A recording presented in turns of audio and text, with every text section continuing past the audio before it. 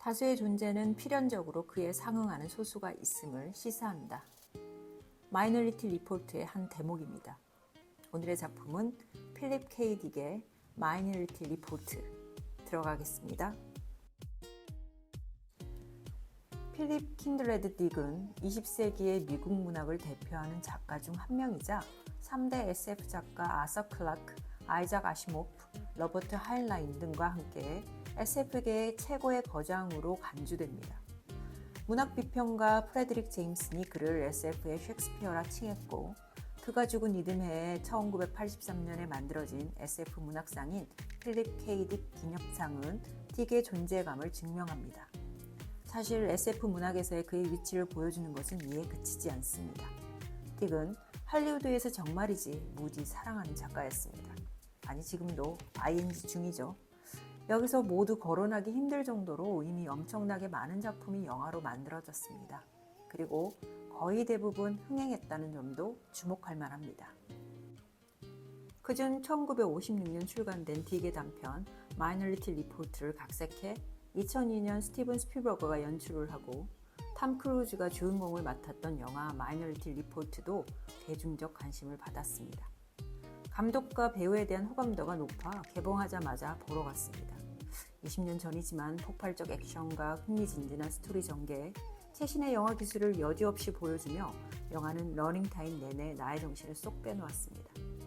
당시 스크린을 통해 보았던 증강현실과 투명하게 공중에 띄워놓은 터치스크린을 장착한 컴퓨터 화면, 최첨단 장비들과 수많은 컴퓨터가 미래의 정보들을 예측하는 장면을 보고 SF 소설을 시각화시킨 영화적 상상력과 기술에 놀랐던 기억이 아직도 생생합니다. 하지만 요즘 나는 딕의 작품에 새삼 놀라고 있습니다.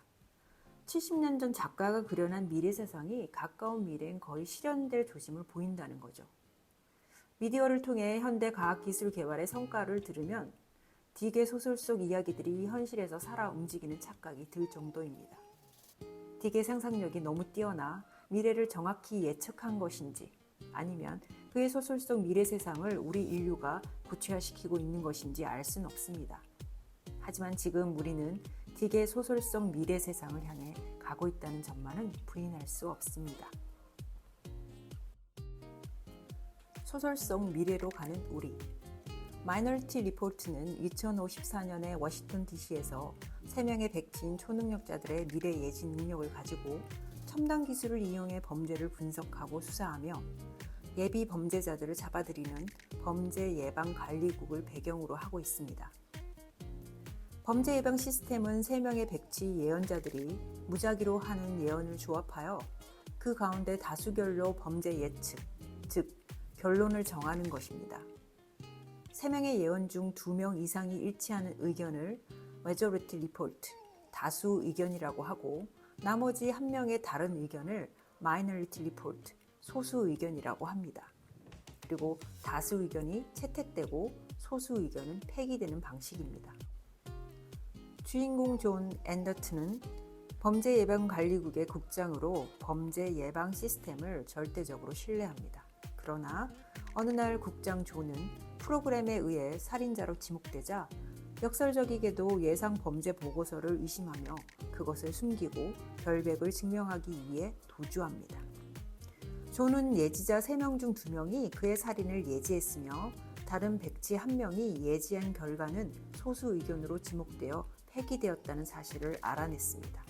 그리고 그는 폐기된 마이너리티 리포트를 확보해 자신의 결백을 증명하려 합니다. 개인적으로 문학적 예술성은 부족하다 생각했으나 첨단 기술과 백지 인간들의 초능력인 예지력을 통해 미래 범죄를 예방한다는 기발한 SF적 아이디어는 무척 신선하고 통찰력 있다 느꼈습니다. 실제 이런 시스템이 작동한다고 상상을 해보죠. 예언과 기술을 통합한 범죄 예방.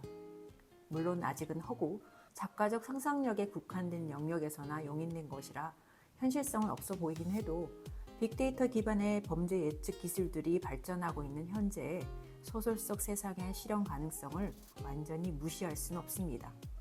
그렇다면 딕은 이를 통해 무엇을 이야기하려 했을까요?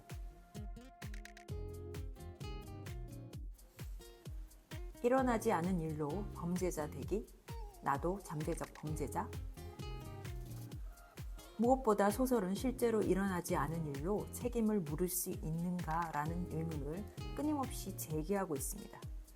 사실 경제성과 효율성을 추구하는 우리 사회는 공공의 안전을 위한 예방적 조치를 취하는 정책이나 시스템을 현실화시키기도 했습니다. 사생활이나 인권 침해라는 부정적 시선은 있지만 어린이집과 수술실, 으슥한 골목길에 놓인 CCTV는 공적 안전을 위한 역할을 하고 있습니다.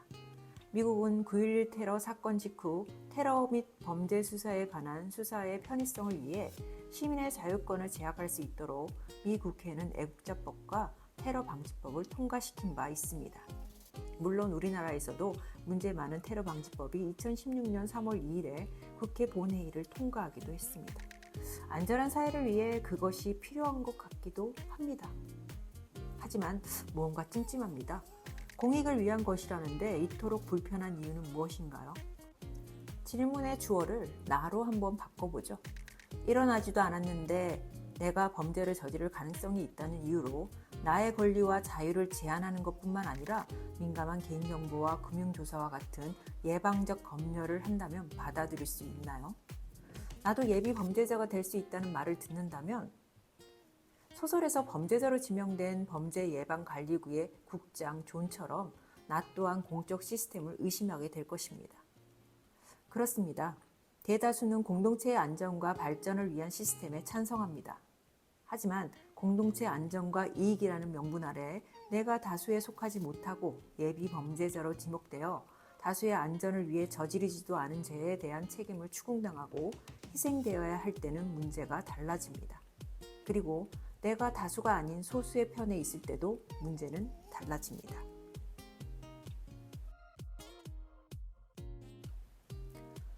다수의 이익과 소수의 이익은 충돌하지 않는다.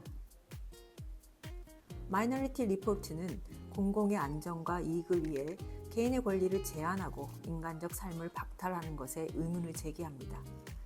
일어나지 않은 범죄로 시민을 감시하고 처벌하는 것도 인권을 침해하는 일이지만 백치 3명이 온종일 좁은 공간에서 몸은 고정되어 약으로 통제당하고 온갖 장치로 연결되어 범죄를 예언하는 모습은 그야말로 참혹합니다. 어두침침한 구석에서 3명의 백치가 나란히 앉아 연신무어라 열심히 짓거리고 있었다. 철갑 수갑에 손목은 묶이고 온몸에 전선이 부착된 채 쉴 새 없이 중얼거렸다.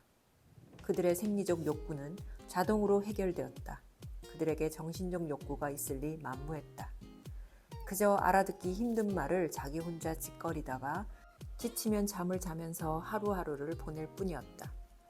게다가 어둡고 짙은 그늘 속에서 정처 없이 방황하고 있었다. 하지만 그것은 오늘이 아닌 미래의 그늘이었다. 기형적으로 큰 머리통에 쓸모없는 몸뚱아리로 쉴 새 없이 중얼거리는 백치들은 아직 펼쳐지지 않은 미래를 응시하고 있었다. 마이너리티 리포트의 한 대목입니다. 그들은 기형인 동시에 전응아이고 미래를 예측하는 능력을 가졌기에 갇혀 있습니다. 공공의 안전을 위한다는 다수의 명분이 3명의 인간에게서 인간적 권리를 박탈했습니다. 공공의 이익을 위한 소수의 이익과 삶은 희생되어도 되는가? 이러한 가치 판단의 기준은 대체 어디서 온 걸까? 최대 다수의 최대 행복. 제레미 벤담의 인간 윤리 행위의 목적인 이 슬로건은 지금도 어마어마한 영향력을 발휘하고 있습니다. 다수의 이익이라는 윤리적 가치는 우리 사회를 질서 있게 작동시키는 지배적 원리입니다. 사실 개인이 불이익과 불편을 감수해야 하는 사항이 있지만 그것이 다수 공익에 도움이 되는 사례가 많습니다. 지난 몇 년간의 코로나 시기의 거리두기는 그 대표적 사례일 것입니다. 일상에서 사회가 질서를 잘 유지하기 위해 만든 규칙이나 법을 준수하는 시민의식은 공익성을 우선시하기에 작동됩니다. 공리주의적 가치는 그 자체가 나쁜 것은 아닙니다. 그것이 잘 작동하면 공동체는 건강해집니다. 그것을 어떻게 사용하느냐가 중요합니다. 소수의 희생을 당연시 여기고 다수의 행복과 쾌락에 강적으로 집착할 때 인류에겐 꼭 문제가 생겼습니다. 다수의 가치는 다양성의 가치와 충돌하지 않는다. 사실 공리주의는 다수의 의견을 따르는 민주주의의 기본 원칙, 다수결의 원칙과 유사한 원리로 작동됩니다. 둘 다 어느 정도는 다수의 이익을 위해 소수의 희생을 감수해야 하는 것이죠. 마이너리티 리포트에서 범죄 예방국의 백지 예언 시스템은 3명의 예지자 중에 다수가 일치하는 의견을 채택하고 다양한 소수의 의견을 배제시키는 시스템입니다. 다수결의 원칙과 정확히 일치합니다. 유발 하라리는 민주주의의 가치가 더 이상 제대로 작동하지 않지만 이것이 다른 어떤 체제보다 그나마 성공적으로 작동하고 있기에 대체서사가 나오지 않는 한 민주주의라는 시스템이 붕괴되는 것은 불가능하다고 말했습니다. 달리는 설국열차가 궤도 이탈을 하지 않는 이상 당분간 우리 사회는 민주주의 원칙인 다수 의견으로 정책이 만들어지고 법안이 제정될 것입니다. 그래서 다수가 예측한 결과값과 혁신적 기술이 결합한 사전 범죄 예방 통제 시스템에 관한 소설성 문제는 현실의 것이기도 합니다. 이제 인류는 생명기술, 유전공학, 첨단 기술이 개발되면서 그 혜택을 맛보고 있습니다. 더 이상 물리적으로 원시사회처럼 고단한 삶을 살지 않습니다. 그러나 진정 우리가 다양한 의견이 존중되는 건강한 사회 속에 살고 있는지는 의문이 생깁니다.